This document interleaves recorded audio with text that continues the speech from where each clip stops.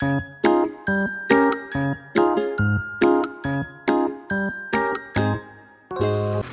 everyone! My name is Laika P. Basilio and I am a third-year college student taking a Bachelor of Secondary Education major in Science. And for today, before I share knowledge about the characteristics of some parasites, we will be having a quick game first titled Fact or Bluff. I will give you 5 seconds to answer whether the statement that will be flashed on the screen is fact or a bluff. So here is the first statement. Most of the parasites cannot live, grow, and multiply without a host. Is it a fact or a bluff? So the answer is fact. Next, we have the second statement. People cannot get parasite from animals. Is it a fact or a bluff? So the answer is bluff. Next, we have the third statement. All parasites can only reproduce asexually. Is it a fact or a bluff? So the answer is bluff. Next, we have the last statement. The parasites can withstand cold temperature. Is it a fact or a bluff? So the answer is fact. So how many correct answers you've got? If you got all the items correct, give yourself claps. If you got most of the items wrong, well, that's okay, because the learning doesn't end up there. So we know that the ecological interactions of the parasites play an integral part in shaping the community. With that, I will share to you the characteristics of some parasites. So first, we have the Balantidium coli. The Balantidium coli belongs to the kingdom Protista, phylum Silifora, class Lithostomatea, order Vestibuliferida, family Balantididae, genus Balantidium, in the name of the species itself, the Balantidium coli. The Balantidium coli has 2 developmental stages called the trophocyte stage and the cyst stage. The trophocytes are oval in shape, measuring 30 to 300 micrometers long by 30 to 100 micrometers breadth. So as you can see in the image, its whole body is filled with a row of cilia. The cysts, on the other hand, are spherical or slightly ovoid, measuring 40 to 60 micrometers. Unlike the trophocyte stage, cysts are covered by a thick transparent cyst wall, which allows the cysts to resist degradation in the acidic environment of the stomach and the basic environment of the small intestine. So here is the life cycle of the Balantidium coli. The cyst is the infective stage of the Balantidium coli and is responsible for balantidiasis transmission. The cyst enters the host digestive system once cyst is ingested through the food or water contaminated by feces. There, excistation takes place in the small intestine, while trophocytes colonize the large intestine. Trophocytes live in the lumen of the animal and human large intestine and appendix, where they replicate by binary fission, during which conjugation may occur. Trophocytes incise in order to create infective cysts. Some trophocytes penetrate and proliferate in the colon wall, producing ulcerative pathology. Some disintegrate and return to the lumen, and then the mature cysts are excreted in the stool. Next, we have the epidemiology. According to Chester and Avila 2008, the worldwide prevalence of the Balantidium coli is estimated at 0.02 to 1%, but it varies widely by geographic location. Areas of high prevalence include regions of Latin America, the Philippines, the Papua New Guinea, the West Irian, and areas of the Middle East. In New Guinea, the rate of infection among pig farmers is as high as 28%, and in the Altiplano area of Bolivia, it ranges between 6 and 29%. According to the Centers for Disease Control and Prevention, the Balantidium coli can be transmitted through the fecal-oral route. Humans can become infected by eating and drinking contaminated food and water that has come into contact with infective animal or human fecal matter. Next, we have the pathogenesis. Infections are usually not associated with any changes in the colonic mucosa. Healthy individuals often exhibit spontaneous recovery or become symptomless carriers. However, under certain conditions, the organisms produce proteolytic enzymes which digest away the epithelium, producing flask-shaped ulcers. This stimulates inflammatory changes with lymphocytic infiltration, and hemorrhage and secondary bacterial invasion may follow. Infections may cause a dysentery-like syndrome involving diarrhea, tenesmus, nausea, vomiting, anorexia, headache, insomnia, and weakness. Colonic ulceration involves mucosal sloughing, necrosis, fluid loss, hemorrhage, occasional abscess formation, and sometimes perforation of the bowel. Diagnosis is usually made by identification of mobile trophocytes in fresh stool or scrape from an ulcer seen during endoscopy.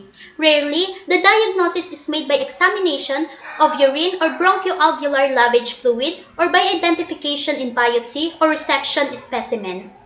Next, we have the symptoms, prevention, and treatment of the Balantidium coli. The symptoms of Balantidium coli include diarrhea, dysentery, abdominal pain, weight loss, nausea, and vomiting. And if left untreated, perforation of the colon may occur. Balantidium coli infection can be prevented when traveling by following good hygiene practices such as washing your hands with soap and warm water after using the toilet, changing diapers, and before handling food. Teaching children the importance of washing hands to prevent infection and washing all fruits and vegetables with clean water. 3 drugs are commonly used to treat the infection. These are tetracycline, metronidazole, and iodocquinol. So here are the references that I use for the Balantidium coli. Next, we have the Blastomyces dermatitidis.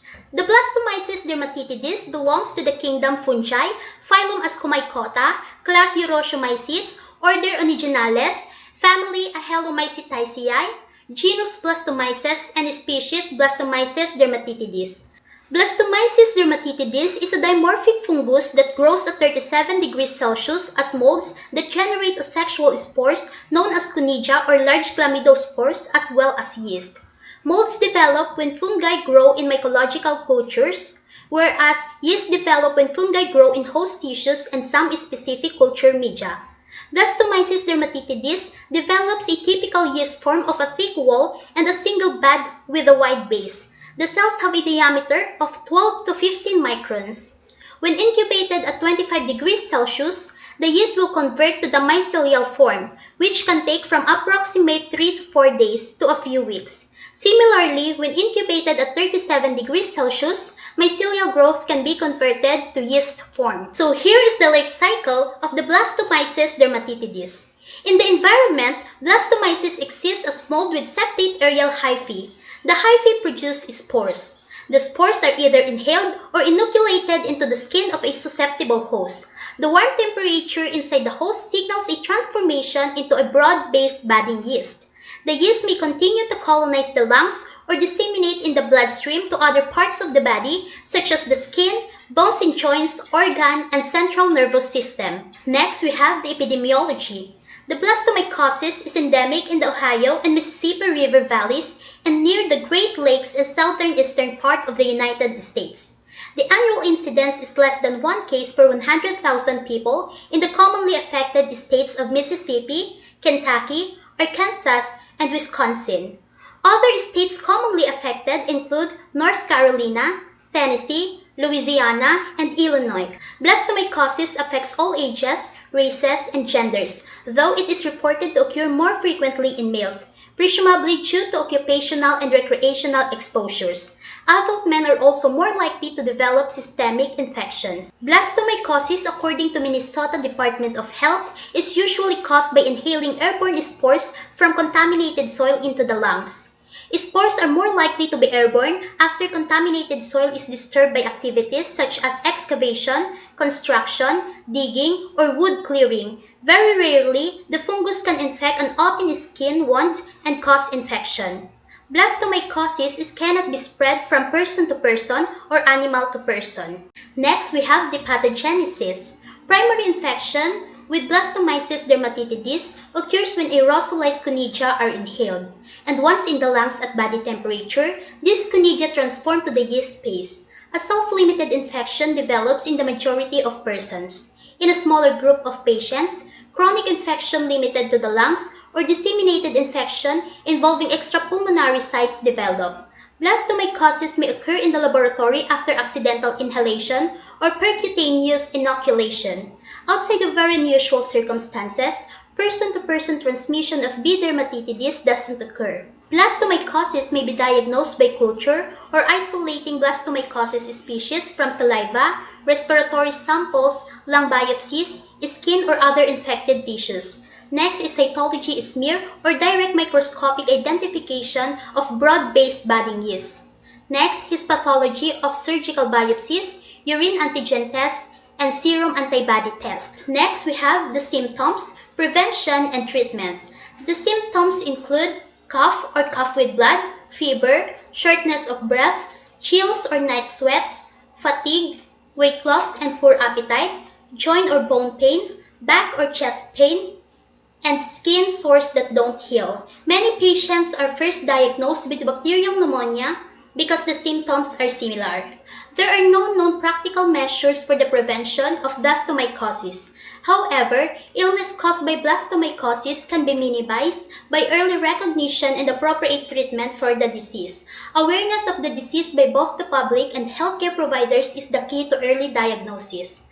Blastomycosis can be treated with antifungal medication, which are usually continued for at least 6 months. Consultation with the healthcare provider is also necessary.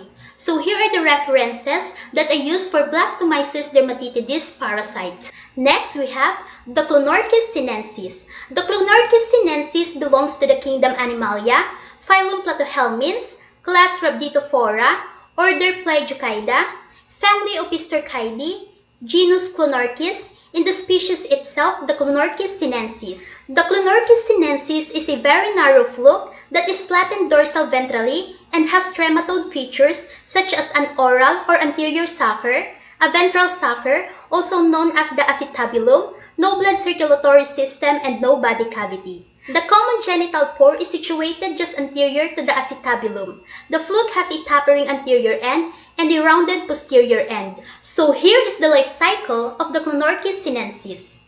Clonorchis sinensis eggs are released in an embryonated condition in the biliary ducts and in the stool. Then, a suitable snail intermediate host consumes the eggs. Eggs release miracidia, which go through several developmental stages such as sporosis, rheae, and cercariae. The cercariae are released from the snail. After a short period of free swimming time in water, they come in contact and penetrate the flesh of freshwater fish, where they insist as metacercariae. Infection of humans occur by ingestion of undercooked, salted, pickled, or smoked freshwater fish. After ingestion, the metacercariae exist in the duodenum and ascend the biliary tract through the ampulla of Vater. Maturation takes approximately 1 month. The adult flukes measuring 10 to 25 mm by 3 to 5 mm reside in small and medium-sized biliary ducts. Next, we have the epidemiology. The Clonorchis sinensis infection is endemic in Southeast China but present in the rest of the country. Occurs in Japan, Taiwan, Korea, Laos, Cambodia, and Vietnam. Highest prevalence among those over the age of 40.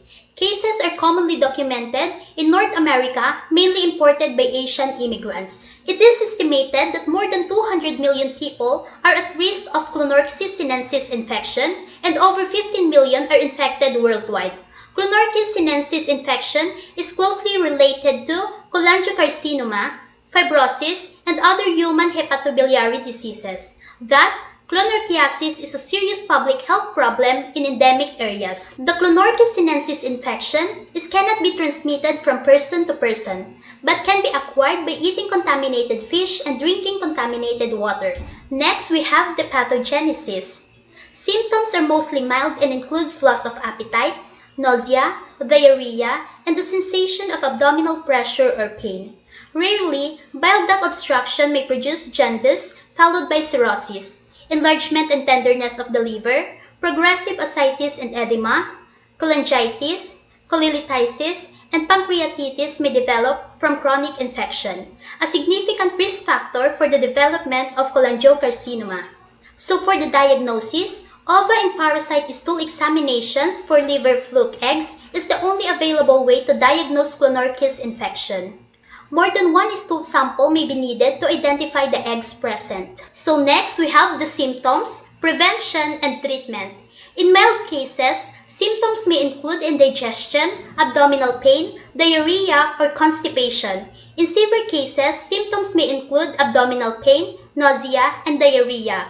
Ways to prevent this infection include avoiding raw or uncooked fish, cooking fish adequately to an internal temperature of at least 145 degrees Fahrenheit, freezing at -4 degrees Fahrenheit or below for at least 7 days, or at -31 degrees Fahrenheit or below until solid, and storing at -31 degrees Fahrenheit or below for at least 15 hours, or at -31 degrees Fahrenheit or below until solid, and storing at -4 degrees Fahrenheit or below for at least 24 hours.